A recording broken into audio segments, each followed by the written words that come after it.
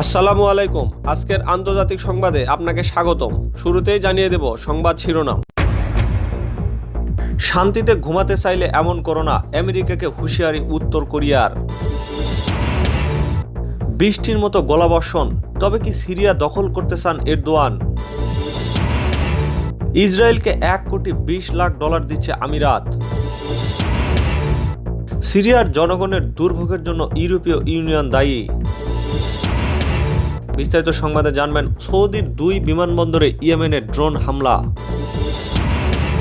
স্বাস্থ্যবিধির তোয়াক্কা না করে ফ্লোরিডার সমুদ্র সৈকতে ঢল, গ্রেপ্তার 150 জন। সবশেষে জানবেন বিক্ষোভ নিয়ে বিব্রত বিজেপি, বজ্র আটনি সত্ত্বেও ফসকা গেরোয় সতর্ক গেরুয়া শিবির।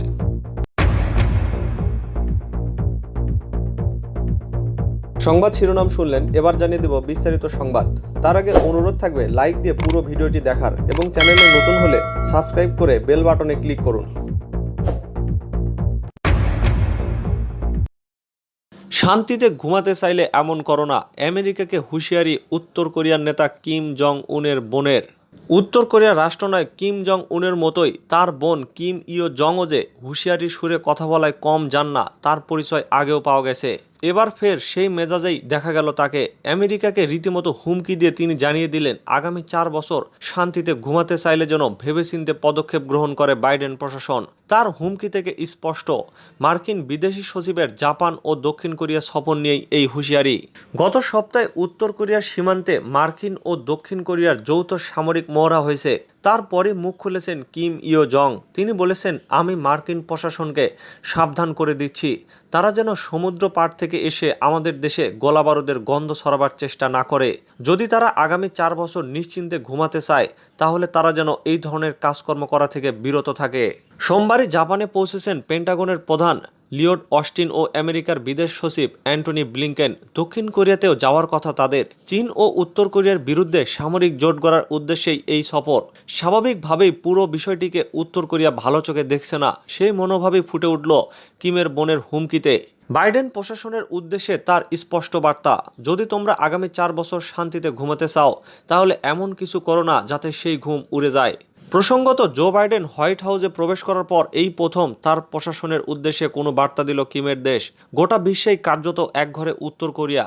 তারা নিজেরাই বাকি দেশগুলোর থেকে নিজেদের গুটিয়ে নিয়েছে। এমনকি করোনা অতিমারির সময়ও অন্য দেশগুলো যেখানে কাঁধে কাঁধ মিলিয়ে লড়াইয়ের কথা বলেছে, সেখানেও কিম প্রশাসন তাদের দেশের করোনা পরিস্থিতি নিয়ে প্রায় কিছুই জানায়নি, বরং সে দেশে কেউ সংক্রমিত হয়নি এমন বার্তাও ছড়িয়ে দেওয়া হয়েছে। বন্ধ করে দেওয়া হয়েছে দেশটির সীমান্ত। তার প্রভাব পড়েছে দেশটির অর্থনীতিতে। এই পরিস্থিতিতে দক্ষিণ কোরিয়ার সঙ্গে আমেরিকার সামরিক জোট যে কিমকে আরও অস্বস্তিতে ফেলবে তাতে সন্দেহ নেই। এর আগে আমেরিকার প্রাক্তন প্রেসিডেন্ট ডোনাল্ড ট্রাম্প কিমের সঙ্গে অনেকগুলো বৈঠক করলেও তা শেষ পর্যন্ত ফলপ্রসূ হয়নি। বৃষ্টির মতো গোলাবর্ষণ, তবে কি সিরিয়া দখল করতে চান এরদোয়ান? তুর্কি দখলদার বাহিনী এবং তাদের ভাড়াটে সৈন্যরা আলেপ্পোর পূর্ব গ্রাম অঞ্চলের তাদেব এবং কুয়েরেস শহরের আবাসিক এলাকায় আর্টিলারি শেল দিয়ে হামলা চালিয়েছে। সানা রিপোর্টার উল্লেখ করেছেন যে তুর্কি যোদ্ধারা ও তাদের সংগঠনগুলোর ভাড়াটে সৈন্যরা সিরিয়ার কুর্দি গেরিলাদের হাতে থাকা অঞ্চল আলেপ্পোর উত্তর গ্রাম অঞ্চলের তাদেব ও কুয়েরেস এলাকায় অভিযান পরিচালনা করছে। তুরস্কের সৈন্যরা ক্রমাগত আলেপ্পোর উত্তরাঞ্চলীয় গ্রাম অঞ্চলে রকেট শেল দিয়ে কুর্দি যোদ্ধাদের টার্গেট করে বোমা বর্ষণ করছে। এতে ডজন খানেক কুর্দি যোদ্ধা হতাহত হয়। সীমান্তবর্তী অধিকাংশ অঞ্চল নিয়ন্ত্রণ নিয়েছে তুরস্ক। 2020 সালে প্রেসিডেন্ট এরদোয়ান অপারেশন শিল্ড নামে কুর্দি বিরোধী অভিযান শুরু করেন। তখন থেকেই তুর্কি বাহিনী ক্রমাগত সিরিয়ার উত্তর অংশ নিয়ন্ত্রণ নিতে থাকে। ইসরায়েলকে $1,20,00,000 দিচ্ছে আমিরাত। করোনাকালে অন্যান্য অনেক দেশের মতো ঝিমিয়ে পড়েছে ইসরায়েলের অর্থনীতি। এই সংকট উত্তরণে ইহুদিবাদী দেশটিকে $1,20,00,000 দিয়ে সাহায্য করছে সংযুক্ত আরব আমিরাত। বিষয়টি নিশ্চিত করেছেন ইসরায়েলের প্রধানমন্ত্রী বেনিয়ামিন নেতানিয়াহু। সামরিক বাহিনী পরিচালিত একটি রেডিওতে সাক্ষাৎকার দিতে গিয়ে নেতানিয়াহু জানান, এই অর্থ দেওয়া হচ্ছে সংযুক্ত আরব আমিরাতের ক্রাউন প্রিন্স মোহাম্মদ বিন জায়েদ আল নাহিয়ানের ব্যক্তিগত তহবিল থেকে। তথ্যটি জানিয়ে ক্রাউন প্রিন্সকে ধন্যবাদও জানিয়েছেন নেতানিয়াহু।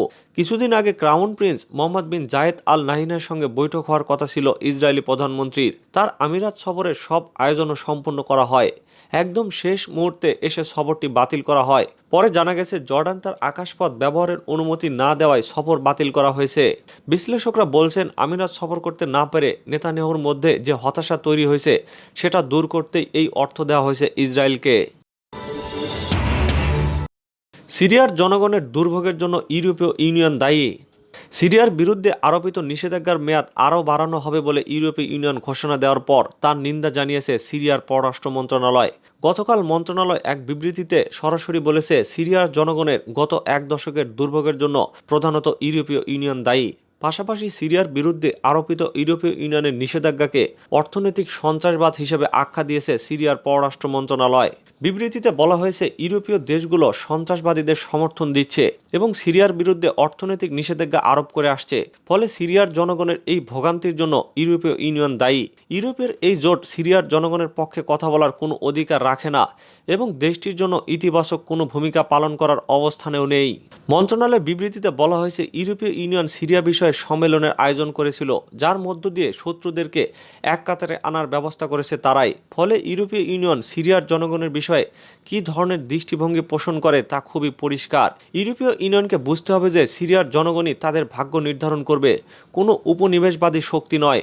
রোববার ইউরোপীয় ইউনিয়ন ঘোষণা করেছে দামেস্ক সরকারের বিরুদ্ধে আরোপিত নিষেধাজ্ঞার মেয়াদ আগামী মে মাসে আবারও বাড়ানো হবে। সৌদির 2 বিমানবন্দরে ইয়েমেনের ড্রোন হামলা। ইয়েমেনের হুতি গোষ্ঠীর সমর্থিত সামরিক বাহিনী সৌদি আরবের আবহা আন্তর্জাতিক বিমানবন্দর ও কিং খালিদ বিমান ঘাঁটিতে হামলা চালিয়েছে। দুটি স্থাপনাই সৌদি আরবের দক্ষিণে অবস্থিত। সোমবার ইয়েমেনের সামরিক বাহিনীর মুখপাত্র ইয়াইয়া সারি এই তথ্য জানিয়েছেন। তিনি আরও জানান, 2টি অবস্থানেই ড্রোনের সাহায্যে আঘাত হানা হয়েছে। সঠিক লক্ষ্যেই আঘাত হেনেছে ড্রোনগুলো। এ নিয়ে এ পর্যন্ত বেশ কয়েকবার আবহা বিমানবন্দর ও কিং খালিদ বিমান ঘাঁটিতে হামলা চালালো ইয়েমেনি বাহিনী। এর আগে গত সপ্তাহে আসির, জিজান ও রাস আল তানুরা বন্দরে 14টি ড্রোন ও 8টি ক্ষেপণাস্ত্রের সাহায্যে বড় ধরনের অভিযান পরিচালনা করে ইয়েমেনের সামরিক বাহিনী। 2015 সাল থেকে সৌদি জোট ইয়েমেনের উপর সামরিক আগ্রাসন চালিয়ে আসছে। তবে হুতি গোষ্ঠী সমর্থিত ইয়েমেনের সেনাবাহিনী সৌদি জোটের বিরুদ্ধে শক্তিশালী প্রতিরোধ গড়ে তুলেছে।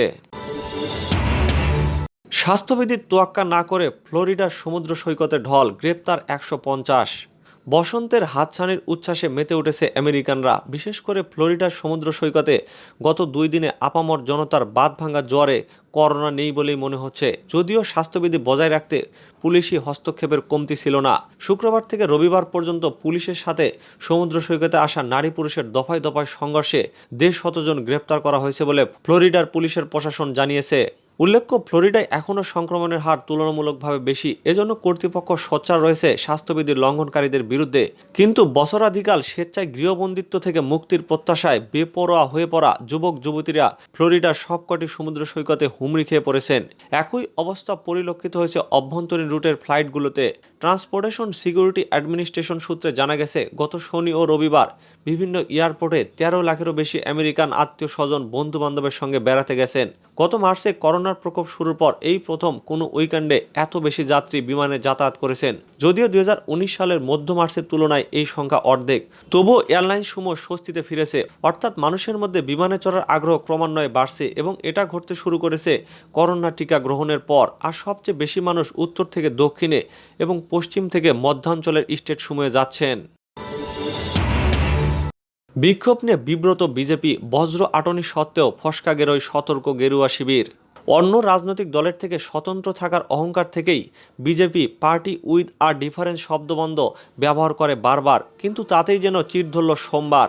আর সেটা হলো এমন দিনে যেদিন রাজ্য সফরে খোদ অমিত শাহ। দিনভর দলীয় কর্মীদের ক্ষোভ বিক্ষোভে বিজেপির মুখ তো পুড়লই, সেই সঙ্গে অস্বস্তিতে পড়ল রাজ্য নেতারাও। কিন্তু কেন এমন হলো?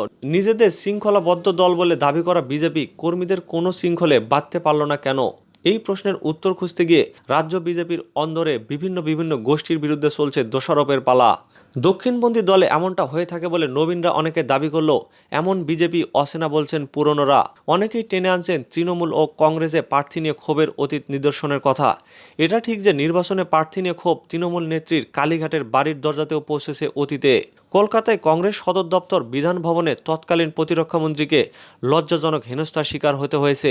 বিজেপিতে যে কোনো কালে এমন ক্ষোভ বিক্ষোভ হয়নি সেটা নয়, কিন্তু দলের পক্ষে সেই বিক্ষোভকে প্রকাশ্যে অনভিপ্রেত বলার মতো পরিস্থিতি তৈরি হয়নি কখনোই। সোমবার দলের মুখপাত্র শ্রমিক ভট্টাচার্য বললেন, এটা দলের নিয়ম বিরোধী, অনভিপ্রেত। আমাদের মতো দলে এটা হওয়াটা দুর্ভাগ্যজনক। প্রথম দফায় প্রার্থী তালিকা ঘোষণার আগেও বিজেপির ক্ষোভ বিক্ষোভের আশঙ্কা ছিল। গেরুয়া সূত্রেই জানা যায়, সেই কারণে তালিকা তৈরি হয়ে গেল প্রধানমন্ত্রী নরেন্দ্র মোদীর ব্রিগেড সমাবেশের বেশি আগে তা ঘোষণা করা হয়নি। বেছে নেওয়া হয় সমাবেশের আগের সন্ধ্যাকে। প্রথম দফায় সেভাবে বিক্ষোভ সামনে আসেনি, যেটা হয় রবিবার দ্বিতীয় দফায় প্রার্থী তালিকা ঘোষণার পরপরই। বিতর্ক তৈরি হতে পারে এমন 12টি আসন বাদ রেখেই দিল্লি থেকে তালিকা ঘোষণা করেন পদ্ম শিবিরের কেন্দ্রীয় নেতারা, কিন্তু তাতেও বিক্ষোভ আটকানো যায়নি। চুঁচুড়া কেন্দ্রে লকেট চট্টোপাধ্যায়কে প্রার্থী করায় জেলার হতাশ নেতা সুবীর নাগ রাজনৈতিক সন্ন্যাস ঘোষণা করেছেন। হুগলিরই উত্তরপাড়া ও সিঙ্গুরে তৃণমূল ত্যাগী দুই বিধায়ক প্রবীর ঘোষাল ও রবীন্দ্রনাথ চট্টোপাধ্যায়কে প্রার্থী করা নিয়ে ক্ষোভ তৈরি হয় কর্মীদের মধ্যে। তা প্রকাশ্যে এসে গেলেও খুব একটা অস্বস্তিতে পড়তে হয়নি দলকে। বেহালা পূর্বে প্রার্থী হতে না পারা শোভন চট্টোপাধ্যায় এবং তার বান্ধবী বৈশাখী বন্দ্যোপাধ্যায় বিজেপি ছেড়ে দেওয়াতেও দলকে যতটা অস্বস্তিতে পড়তে হয়নি, যেটা সোমবার হলো। সোমবার হাওড়া, পাঁচলা ও উদয়নারায়ণপুর বিধানসভা কেন্দ্রের কয়েকশো বিজেপি কর্মী সমর্থক কলকাতার হেস্টিংসে রাজ্য বিজেপির প্রধান নির্বাচনী কার্যালয়ে বিক্ষোভ দেখান। তাদের অভিযোগ, দল যাদের প্রার্থী করেছে তাদের বিরুদ্ধে একাধিক অভিযোগ রয়েছে। পাঁচলা থেকে বিজেপির প্রার্থী হয়েছেন মোহিত ঘাটি। তার বিরুদ্ধে তোলাবাজি, মধুচক্র ও বেআইনি কারবারে যুক্ত থাকার অভিযোগ তোলেন বিক্ষোভকারীরা। পাশাপাশি উদয়নারায়ণপুরের প্রার্থী সুমিত রঞ্জন করারকে বহিরাগত বলেও দাবি করেছেন বিক্ষুব্ধ বিজেপি কর্মীরা। ওই দুজনের প্রার্থীপদ অবিলম্বে বাতিলের দাবি জানান তারা। ওই দাবিতে হেস্টিংসে দফায় দফায় বিক্ষোভ দেখানো হয়। বিক্ষোভের মুখে পড়েন বিজেপির একাধিক শীর্ষ নেতা। তার মধ্যে ছিলেন কেন্দ্রীয় সহ সাধারণ সম্পাদক শিব প্রকাশও। শুধু কলকাতা নয়, হুগলিতে দলীয় দপ্তরে ভাঙচুর চলে। এক নবাগতকে আদি সপ্তগ্রামে প্রার্থী করা হতে পারে এমন আশঙ্কায় এক কর্মী রেল লাইনে শুয়ে আত্মহত্যার হুমকিও দেন। এসব থেকে বিজেপির এক অংশ বলছে দলের দরজা হাট করে খুলে রাখারই পরিণতি এটা। রাজ্য সভাপতি দিলীপ ঘোষ একাধিকবার অন্য রাজনৈতিক দল ছেড়ে আসাদের যোগদান নিয়ে বলেছেন, বিজেপি সকলকে স্বাগত জানাতে তৈরি। আমাদের দলের মন অনেক বড়, সেই নীতির দিকে অনেকেই আঙুল তুলেছেন সোমবার। তবে দিলীপ ঘনিষ্ঠদের দাবি, কেন্দ্রীয় নেতৃত্বের চাপেই দরজা খুলে রাখতে হয়েছে। অনেক যোগদানই রাজ্য সভাপতি জানতে পারেননি, তবে শেষ মুহূর্তে জানতে পেরেছেন। তিনি একটা সময় দরজা বন্ধ করার কথাও বলেছিলেন, কিন্তু শোনা হয়নি।